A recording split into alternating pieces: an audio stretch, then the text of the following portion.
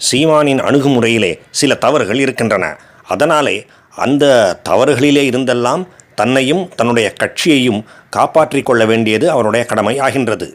முதலாவதாக கொள்கை அளவிலே தமிழ் தேசியம். இதிலே எந்த தவறும் இல்லை. இந்தியாவின் பன்முகத்தன்மைக்கு மிகவும் ஏற்ற ஒரு விஷயம் அது. ஆனால் தமிழ் தேசியம் என்று நாம் சொல்லும் பொழுது அது தேசியத்தை உள்ளடக்கியதாக இருக்க வேண்டுமே தவிர, பாரத தேசியத்தை உள்ளடக்கியதாக இருக்க வேண்டுமே தவிர, தேசியத்தை புறந்தள்ளுவதாகவோ அவமானப்படுத்துவதாகவோ ஆகிவிடக்கூடாது. சில சமயம் சீமான் இந்த விஷயத்திலே சில தவறுகளை செய்கின்றார். பீகார், யூபி என்று கிண்டல் அடிப்பதாக இருந்தாலும் சரிதான், திராவிடத்தை எதிர்த்து பேசுவதாக நினைத்து கொண்டு இவன் தெலுங்கன், இவன் கன்னடன் என்று ஏளனமாக சில சமயங்களிலே பேசுகின்றார். திராவிடம் என்கின்ற போர்வையிலே தமிழனை புறந்தள்ளுவது கூடாது. தமிழ்நாட்டுக்கு உரிய சில கலாச்சார பண்பாட்டு ரீதியான தனித்தன்மைகளை மறைக்கவோ மறுக்கவோ கூடாது. திராவிடத்துக்கு எதிராக தமிழ் தேசியம் என்பது அங்கேதான் மிகுந்த முக்கியத்துவத்தை பெறுகின்றது. ஆனால் அதே சமயத்திலே தென்னிந்தியாவை சேர்ந்த மற்றவர்களை இழிவுபடுத்துவது சரியில்லை. மனம் விரிவுபடவில்லை என்பதையே இது காட்டுகின்றது. இந்த விஷயத்திலே அவர் மாற வேண்டி இருக்கின்றது. மேலும் பொதுமக்களுக்கும் தான் எடுத்து கூறுகின்ற தமிழ் தேசியம் பாரத தேசியத்துக்கு எதிரானது அல்ல, அதை உள்ளடக்கியதுதான் என்பதையும் அவர் மிக மிக தெளிவாக தெளிவுபடுத்த வேண்டும். இல்லையென்றால் சரியாகவோ தவறாகவோ பிரிவினைவாதம் பேசுகின்ற மனிதர், பிரிவினைவாதம் பேசுகின்ற கட்சி என்கின்ற அவ பெயர்தான் மிஞ்சி நிற்கும். இதற்கு முந்தைய வீடியோவில் கூறியதைப் போல மாப்போ சிவஞானம் அவர்கள் இந்த விஷயத்திலே சீமான் அவர்களுக்கு ஒரு நல்ல வழிகாட்டியாக இருக்கின்றார். அவருடைய தமிழ் தேசியம் பாரத தேசியத்தை உள்ளடக்கியது, எந்த விதத்திலும் பாரத தேசியத்தை விட்டு முரண்பட்டு போகாதது. எனவே தமிழ் தேசியம் பேசுகின்ற எவருக்குமே அவர் தலைவராக ஏற்றுக்கொள்ளக்கூடிய முழு தகுதியும் கொண்டவர். அவரைத்தான் சீமானும் பின்பற்ற வேண்டும். அவருடைய அணுகுமுக முறை தவறு என்று சொல்ல முடியாவிட்டாலும் முழுமையின்மையிலே ஒரு முக்கியமான விஷயம் இது. இதிலே அவர் மாற வேண்டும். தான் மாறியிருப்பதை மக்களுக்கும் தெளிவுபடுத்த வேண்டும். இரண்டாவதாக, மேலும் மிக மிக முக்கியமானதாக, சீமான் அவர்கள் எல்டிடி தலைவரான பிரபாகரனை தன்னுடைய தலைவராக ஏற்றுக்கொண்டிருப்பது மிகவும் கவலை தருகின்ற ஒரு விஷயம். பிரபாகரன் தலைவர் அல்ல, போராளி மட்டுமே. அதிலும் வன்முறையிலே விருப்பம் கொண்ட, வன்முறையிலே நம்பிக்கை கொண்ட போராளி. சிறுவர்களையும் இளைஞர்களையும் பெண்களையும் கேடயமாக பயன்படுத்தி தான் தப்பிக்க பார்த்தவர். அந்த விஷயத்திலே ஹமாஸ் குழுவுக்கும் எல்டிடிஇக்கும் பிரபாகரனுக்கும் எந்த வித்தியாசமும் இல்லை. பொதுமக்களை கேடயமாக பயன்படுத்தும் பொழுது சில சமயம் அதற்கான பலன் கிடைக்கும், ஆரம்பத்திலே கிடைக்கும். எந்த நாட்டின் இராணுவமும் சிறுவர்களாயிற்றே, பொதுமக்களாயிற்றே, இளைஞர்கள் பெண்களாயிற்றே என்று தயங்குவார்கள். ஆனால் அதை வைத்துக்கொண்டு, அதையே ஒரு ஸ்ட்ராட்டஜியாக, வியூகமாக வைத்துக்கொண்டு போராட்டங்களை நடத்தி வென்றுவிட முடியாது. ஒரு கட்டத்திற்கு மேலே அப்படி கேடயமாக பயன்படுத்துகின்ற பொதுமக்களை எந்த இராணுவமும் சுட்டு தள்ளி வீழ்த்திவிடும். ஹமாஸ் குழுவினாலே பாலஸ்தீனத்துக்கு ஏற்பட்டதும் இதுதான். எல்டிடியினாலே, பிரபாகரனினாலே இலங்கையிலே வாழ்ந்த பல தமிழர்களுக்கு ஏற்பட்ட கதியும் இதுதான். பல்லாயிரக்கணக்கிலே பொதுமக்கள் கொன்று குவிக்கப்பட்டு இருக்கின்றார்கள். இதிலே நாம் கவனிக்க வேண்டிய ஒரு முக்கியமான விஷயம் என்ன என்றால், கொன்றதுதான் இஸ்ரேல் அல்லது ஸ்ரீலங்கா. ஆனால் கொல்வித்தது யார்? பாலஸ்தீனத்திலே ஹமாஸ், இலங்கையிலே பிரபாகரன்.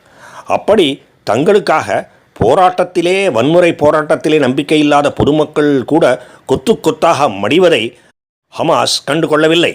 அந்த பொதுமக்களை பற்றி அந்த ஹமாஸ் குழுவுக்கு எந்த அக்கறையும் இல்லை. அதை போலவே தான் தன்னுடைய வன்முறை போராட்டத்துக்காக தானே பலியாக்கிய தமிழர்களை பற்றி பிரபாகரனுக்கும் எந்த கவலையும் இல்லை.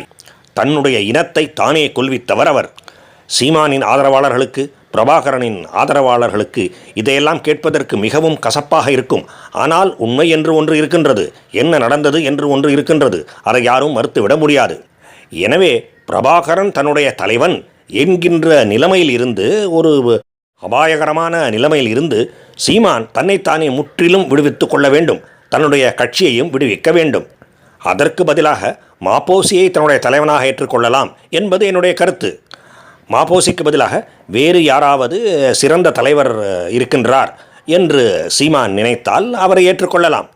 ஆனால் யாரை ஏற்றுக்கொண்டாலும் அவர் பிரபாகரனாகவோ பிரபாகரன் போன்ற இன்னொருவராகவோ இருக்கக்கூடாது. அப்படி இருந்தால் சீமானுக்கு ஆதரவு பெருகாது. சீமானின் பேச்சிலே மயங்கி கிடக்கின்ற சில இளைஞர்கள் வேண்டுமானால் அவரை பின்பற்றலாம். ஆனால் பெருவாரியான பொதுமக்கள் ஆதரவு கிடைக்காது. மூன்றாவது முக்கியமான விஷயம் அவருடைய அஜெண்டா, அவருடைய செயல் திட்டம். இந்த திராவிடத்தை எதிர்ப்பது, தமிழ் தேசியம், இதெல்லாம் சரிதான். இதையெல்லாம் சரியாகவே இருந்த போதிலும் தமிழர்களை உணர்வு பூர்வமாக தூண்டிவிடுவதற்குத்தான் பயன்படுமே தவிர தமிழர்களின் வாழ்க்கை தரத்தை உயர்த்துவதற்கு பயன்படாது. அப்படி செய்வதன் மூலம், அதை பற்றி மட்டுமே பேசுவதன் மூலம் சீமான் ஒரு போராளி என்றுதான் எண்ணம் பரவுகின்றதே தவிர பொருளாதாரம் போன்ற மற்ற எல்லா விஷயங்களையும் கவனித்து சீர்தூக்கி பார்த்து தமிழர்களின் நிலைமையை உயர்த்துவதற்கு பாடுபட போகின்றவர் என்கின்ற எண்ணம் வருவதில்லை. அதனால் அவர் சரியான கொள்கைகளை முன்னெடுத்து அவற்றை தன்னிலே உள்வாங்கிக் கொண்டு, தன்னுடைய கட்சியிலேயும் உள்வாங்கிக் கொண்டு, ஆட்சியை பிடித்த பின், என்றோ ஒரு நாள் ஆட்சியை பிடித்த பின் நடைமுறைப்படுத்த வேண்டும்.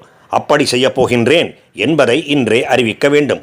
அப்பொழுதுதான் பொதுமக்களுக்கு தமிழ் தேசியம் என்கின்ற கொள்கையையும் தாண்டி இவருக்கு ஒரு நடைமுறை திட்டம், பிரின்சிபிள்ஸ், அஜெண்டா இருக்கின்றது என்பதை புரிந்து கொள்வார்கள், ஆதரவு அளிப்பார்கள். அப்படி செய்யவில்லை என்றால் அரவிந்த் கெஜ்ரிவால், மம்தா பானர்ஜி போன்றவர்களைப் போலவே சீமானும் ஆகிவிடுவார். போராளியாக மட்டுமே இருப்பார், தொடர்வார். ஆட்சி செய்ய முடியாது. ஆட்சி செய்ய முடியும், ஆனால் மக்களின் வாழ்க்கை தரத்தை மேம்படுத்த முடியாது.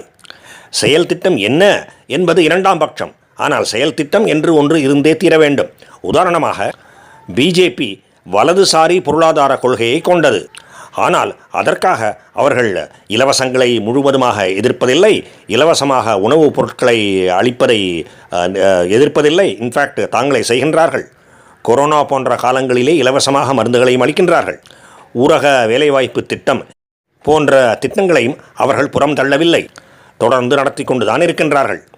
சீமான் இதை அப்படியே தான் ஏற்க வேண்டும் என்பது இல்லை. அவர் சற்றே இடது பக்கம் சாய்ந்த பொருளாதார கொள்கை உடையவராக இருக்கலாம், அதில் எந்த தவறும் இல்லை. அந்த விதத்திலே அவர் சிறிது வேறுபடலாம், அதில் எந்த தவறும் இல்லை. ஆனால் செயல் திட்டம் என்று ஒன்று இருக்க வேண்டும் என்பது மிக மிக முக்கியமானது. ஆனால் பொருளாதார கொள்கையிலே மட்டும்தான் இப்படி. மற்ற விஷயங்களிலே, உதாரணமாக மதம் சம்பந்தப்பட்ட விஷயங்களே, அதுவும் ஓட்டு வங்கி அரசியலுக்காக சிறுபான்மையினரை தாஜா செய்வது, பெரும்பான்மையினரை ஒதுக்குவது போன்ற விஷயங்களெல்லாம் முழுக்க முழுக்க தவறானவை. அந்த வலையிலே சீமான் விழுந்துவிடக்கூடாது. அப்படி விழுந்துவிட்டால் இந்த கும்பலிலே இன்னொருவராக அவர் ஆகிவிடுவார்.